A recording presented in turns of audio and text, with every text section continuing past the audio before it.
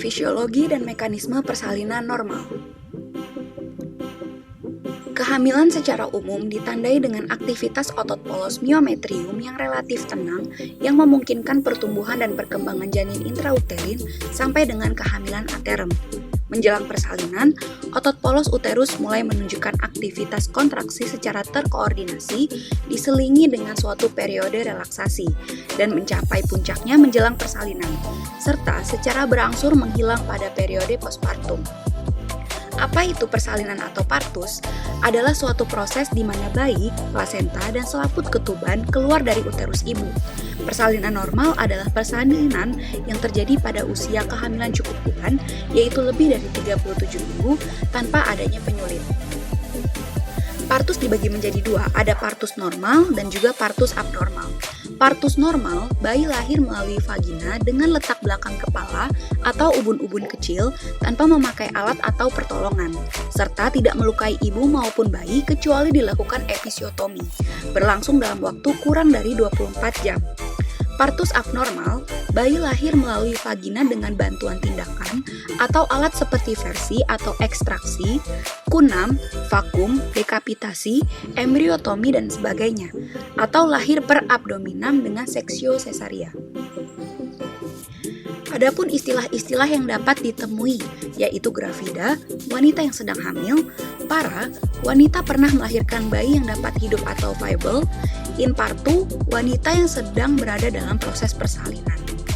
Ada 3 persalinan. Yang pertama adalah persalinan preterm, persalinan yang terjadi pada usia kehamilan kurang dari 37 minggu, persalinan aterm, persalinan yang terjadi pada usia kehamilan 37-42 minggu dihitung dari HPHT, kehamilan postterm, yaitu kehamilan yang lebih dari 42 minggu.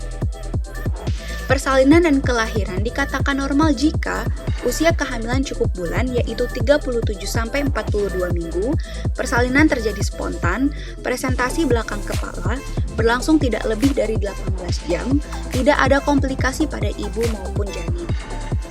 Tanda dan gejala in partu, penipisan dan pembukaan serviks, kontraksi uterus yang mengakibatkan perubahan serviks, yaitu frekuensi minimal 2 kali dalam 10 menit, cairan lendir bercampur darah pada vagina. Kala 1. Kala 1 persalinan dimulai sejak terjadinya kontraksi uterus yang teratur dan meningkat, yaitu frekuensi dan kekuatannya, hingga serviks membuka lengkap.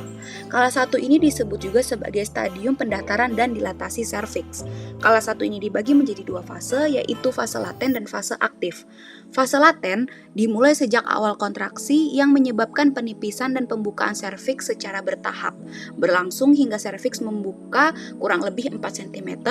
Pada umumnya, fase laten berlangsung hampir atau hingga 8 jam. Fase aktif, frekuensi dan lama kontraksi uterus akan meningkat secara bertahap. Kontraksi dianggap adekuat jika terjadi lebih dari 3 kali dalam waktu 10 menit dengan durasi lebih dari 40 detik. Dari pembukaan 4 cm tersebut hingga 10 cm atau pembukaan lengkap akan terjadi bila primigravida 1 cm per jam, bila multigravida lebih dari 1-2 cm per jam. Terjadi penurunan bagian terbawah janin. Kala 2. Persalinan kala 2 dimulai ketika pembukaan serviks sudah lengkap, yaitu 10 cm, dan berakhir dengan lahirnya bayi. Kala 2 ini disebut juga sebagai stadium ekspulsi janin. Ada 3 faktor utama persalinan. Yang pertama adalah power, yaitu His. His itu adalah kontraksi ritmis otot polos uterus, kekuatan mengejan ibu, keadaan kardiovaskular respirasi metabolik ibu. Lalu yang kedua adalah passage, yaitu keadaan jalan lahir. Jalan lahir cukup luas untuk dilewati kepala bayi.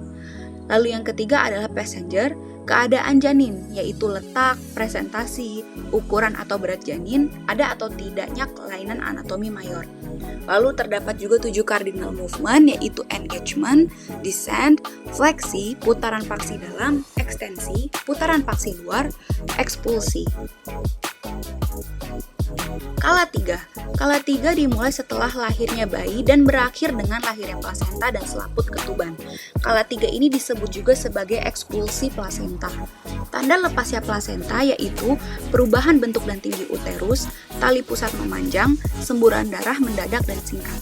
Pada kala 3 persalinan, miometrium berkontraksi mengikuti penyusutan volume rongga uterus setelah lahirnya bayi.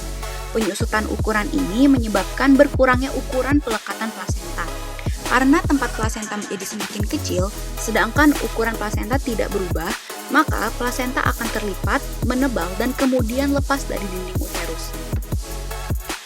Perubahan bentuk uterus. Pengurangan diameter horizontal menimbulkan pelurusan kolumna vertebralis janin dengan menekankan kutub atasnya rapat-rapat terhadap fundus uteri, sementara kutub bawah didorong lebih jauh ke bawah dan menuju ke panggul. Pemanjangan janin berbentuk ovoid yang ditimbulkannya diperkirakan telah mencapai antara 5-10 cm. Tekanan yang diberikan dengan cara ini dikenal sebagai tekanan sumbu janin. Dengan memanjangnya uterus, serabut longitudinal ditarik tegang dan karena segmen bawah dan serviks merupakan satu-satunya bagian uterus yang fleksibel, bagian ini ditarik ke atas pada kutub bawah janin. Efek ini merupakan faktor yang penting untuk dilatasi serviks pada otot-otot segmen bawah dan serviks. Gaya tambahan pada persalinan yaitu mengejan. Gaya ini terbentuk oleh kontraksi otot-otot abdomen secara bersamaan melalui upaya pernapasan paksa dengan glotis tertutup. Gaya ini dihasilkan oleh tekanan intraabdominal ibu yang tinggi. Gaya tambahan ini bisa diperlukan sebagai bantuan tambahan yang diperlukan oleh kontraksi uterus pada kala 2. Pendataran serviks atau biasa juga dikenal dengan pendataran effacement yang terjadi dari atas ke bawah. Obliterasi atau pendataran serviks adalah pemendekan saluran serviks dari panjang sekitar 2 cm menjadi hanya berupa muara melingkar dengan tepi hampir setipis kertas. Serabut-serabut otot setinggi os cervix internum ditarik ke atas atau dipendekkan menuju segmen bawah uterus, sementara kondisi os externum untuk sementara tetap tidak berubah. Pemendekan dapat dibandingkan dengan suatu proses pembentukan terowongan yang mengubah seluruh panjang sebuah tabung yang sempit menjadi corong yang sangat tumpul dan mengembang dengan lubang keluar melingkar kecil. Dilatasi serviks. Selama terjadi kontraksi, struktur-struktur ini mengalami peregangan, yang dalam prosesnya serviks mengalami tarikan sentrifugal. Ketika kontraksi uterus menimbulkan tekanan pada selaput ketuban, tekanan hidrostatik kantong amnion akan melebarkan saluran serviks. Pola perubahan pada persalinan. Yang pertama adalah pola dilatasi serviks. Pola dilatasi serviks ini dibagi menjadi 2, ada fase laten dan aktif. Lengkapnya dilatasi serviks pada fase aktif persalinan dihasilkan oleh retraksi serviks di sekeliling bagian terbawah janin. Lalu yang kedua adalah pola penurunan janin.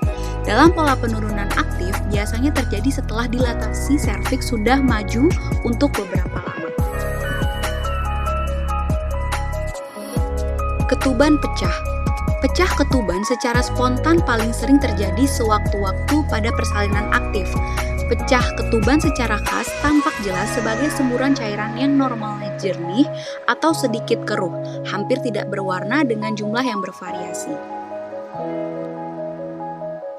Perubahan pada vagina dan dasar panggul. Struktur yang paling penting adalah musculus levatorani dan fascia yang membungkus permukaan atas dan bawahnya, yaitu dasar panggul. Kelompok otot ini menutup ujung bawah rongga panggul sebagai sebuah diafragma sehingga memperlihatkan permukaan atas yang cekung dan bagian bawah yang cembung.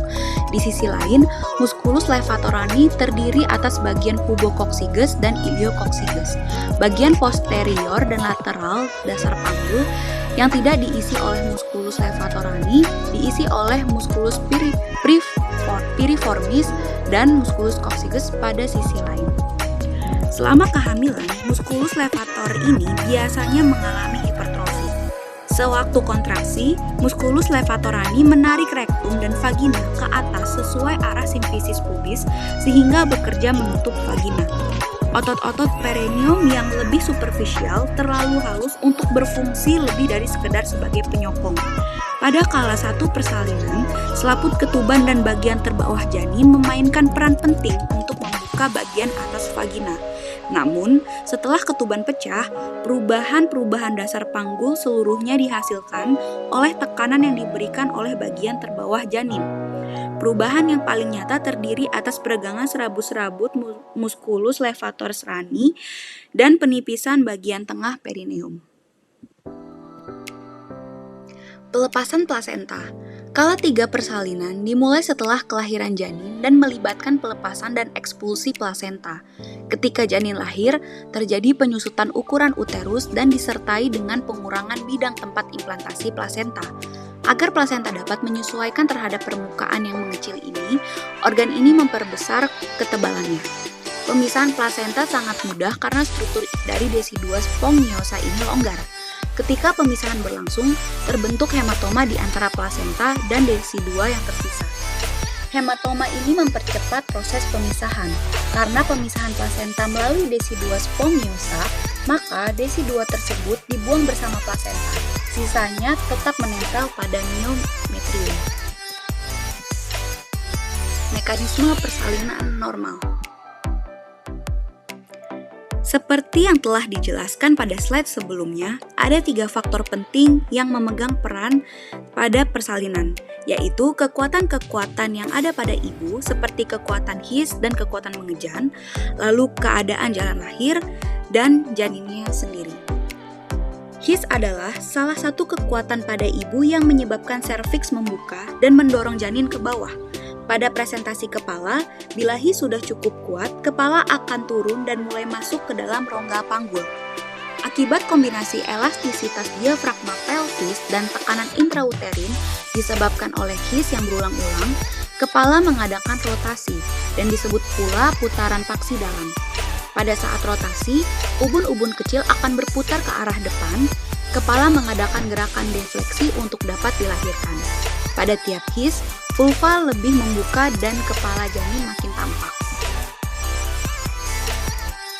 Sesudah kepala lahir, kepala segera mengadakan rotasi, yang disebut putaran paksi luar. Putaran paksi luar ini ialah gerakan kembali ke posisi sebelum putaran paksi dalam terjadi. Selanjutnya, lahirkan bahu depan terlebih dahulu, baru kemudian bahu belakang. Kemudian, bayi lahir seluruhnya.